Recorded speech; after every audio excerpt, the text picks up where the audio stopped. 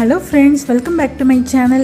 இன்னைக்கு நம்ம கிச்சன்ல ரொம்பவே சூப்பரான பன்னீர் அண்ட் கேப்சிகம் மசாலா தான் பார்க்க போறோம். வாங்க அதுக்கு தேவையான பொருள் என்னங்கறத பார்க்கலாம். அதுக்கு முன்னாடி நீங்க நம்மளோட சேனலை ஃபர்ஸ்ட் டைம் பார்க்கறீங்களா? அப்ப மறக்காம நம்மளோட சேனலை சப்ஸ்கிரைப் பண்ணுங்க. கூடவே பக்கத்துல இருக்கிற பெல் ஐகானை கிளிக் பண்ணுங்க.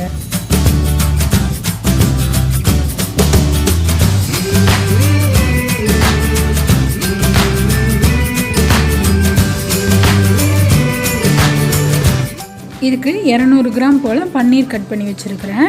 இது கூட ஒரு பெரிய குடமிளகாவை வந்து கட் பண்ணி வச்சுருக்கிறேன். 2 பெரிய வெங்காயம் பொடி பொடியாக கட் பண்ணி வச்சுருக்கேன்.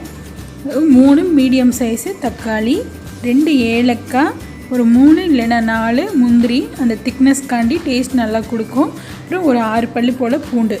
இது கூட ஒரு துண்டு இஞ்சியை நாளாக கட் பண்ணி வச்சுருக்கிறேன். கூடவே வந்து ஒரு 3 மிளகாய் வந்து கட் பண்ணி வச்சுருக்கிறேன்.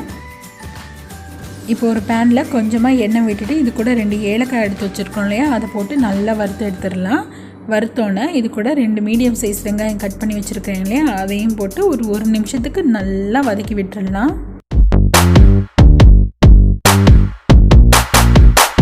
வெங்காயம் நல்லா வதங்கினதுக்கப்புறம் இது கூட இஞ்சி, அப்புறம் பூண்டு, அப்புறம் எடுத்து வச்சுருக்கிற 3 பச்சை மிளகாவையும் சேர்த்து நல்லா வதக்கி விட்டுடலாம். வதங்கிருச்சு. இப்போ தக்காளி சேர்த்து ஒரு 2 நிமிஷத்துக்கு நல்லா வதக்கி விட்டுறலாம். இப்போ இது கூட தேவையான அளவுக்கு உப்பு சேர்த்து கலந்து விட்டுறலாம்.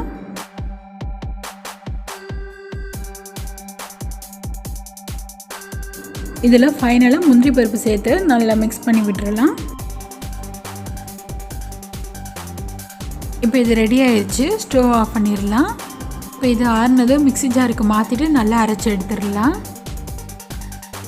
இப்போ அதே பேனில் கொஞ்சமாக எண்ணெய் விட்டுட்டு அது கூட ஒரு 1/2 டேபிள் ஸ்பூன் போல் ஜீரகம் சேர்த்து பொரிய விட்டுடலாம். ஜீரகம் நல்லா பொரிஞ்சோன்னா அது கூட பட்டை சேர்த்துடலாம்.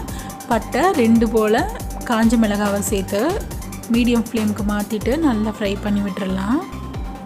இப்போ இதுக்கு தேவையான மசாலாவை இது கூட சேர்த்துடலாம். 1/4 டீஸ்பூன் போல் மஞ்சத்தூள், 1/2 டேபிள் ஸ்பூன் போல் மல்லித்தூள், 1/2 டேபிள் ஸ்பூன் போல் மிளகாத்தூள் சேர்த்து நல்லா மிக்ஸ் பண்ணி விட்டுறலாம்.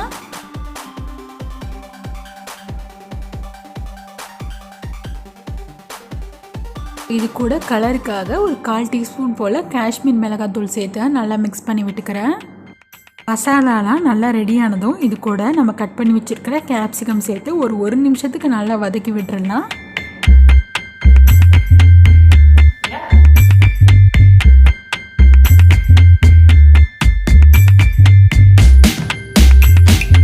இப்போது 200 கிராம் போல் பன்னீர் எடுத்து வச்சுருக்குறோம் இல்லையா, இதையும் இது கூட சேர்த்து நல்லா அந்த மசாலாலாம் அது மேலே நல்லா பிடிக்கிற மாதிரி நல்லா கலந்து விட்டுடலாம்.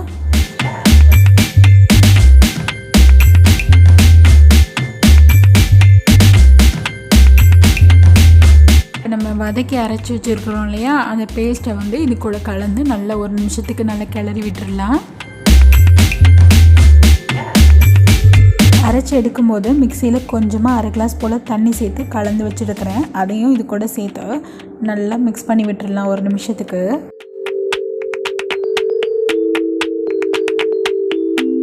இப்போ இதை மூடி வச்சு மீடியம் ஃப்ளேமில் ஒரு 5 நிமிஷத்துக்கு வேக விட்டுடலாம். இப்போ மசாலா நல்லா ரெடி ஆகிடுச்சு. இது கூட கொஞ்சமாக கரம் மசாலா சேர்த்து நல்லா கலந்து விட்டுறேன். இப்போ ஸ்டவ் ஹை ஃப்ளேமுக்கு மாற்றிடலாம். கூட நான் 2 டேபிள் ஸ்பூன் போல் ஃப்ரெஷ் க்ரீம் சேர்த்துக்கிறேன். இது ஆப்ஷனல் தான், உங்களுக்கு வேணும்னா சேர்த்துக்கலாம், இல்லைன்னா இதை ஸ்கிப் பண்ணிடலாம். இதை நல்லா கலந்து விட்டுறலாம்.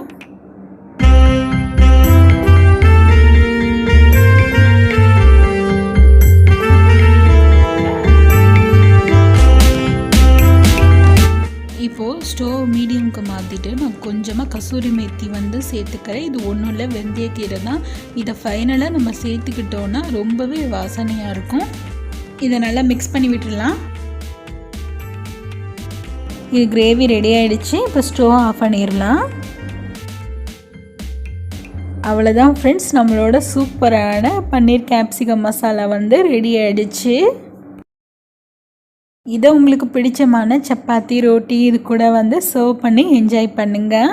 ஃப்ரெண்ட்ஸ், இந்த வீடியோவில் நம்ம யூஸ் பண்ணியிருக்கிற கரம் மசாலா வந்து வீட்டிலேயே செஞ்சது தான். இதோட ரெசிபியை வந்து நான் கூடிய சீக்கிரமே நம்மளோட சேனலில் அப்லோட் பண்ணுறேன்.